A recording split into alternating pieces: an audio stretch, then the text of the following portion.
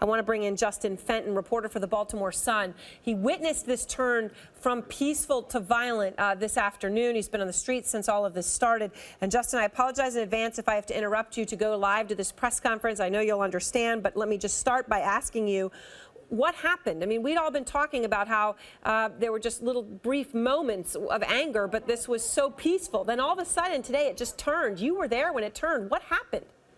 I really can't explain it. I mean, earlier in the day, there was reports of there was these social media memes going around, these little flyers saying everybody purge today. And it's a reference to a movie in which there is, a period of lawlessness. And so, frankly, we've seen those go around before. We've seen them go around. We get them forwarded to us from concerned residents, and they say, is this real? And, police tend to beef up their presence downtown, and nothing comes of it.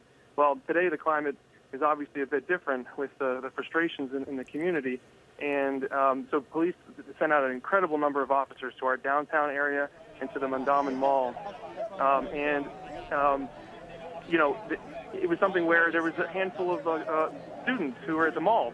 This is a place where students go to catch buses. There are no yellow school buses in Baltimore. Kids ride public transportation.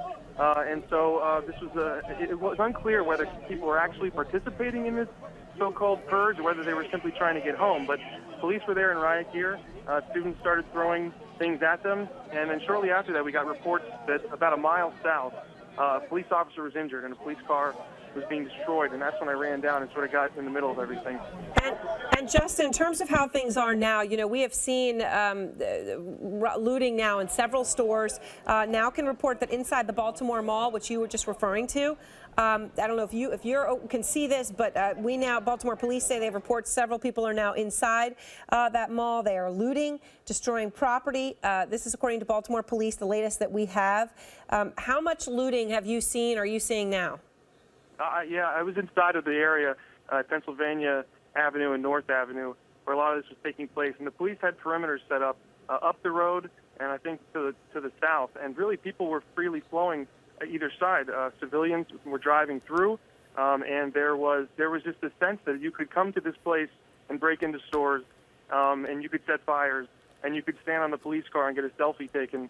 And that's what was going on. And people were coming out with bags of groceries and various things. At one point, it was bizarre that the check cashing place had been broken into, and it seemed like people had sufficiently raided it.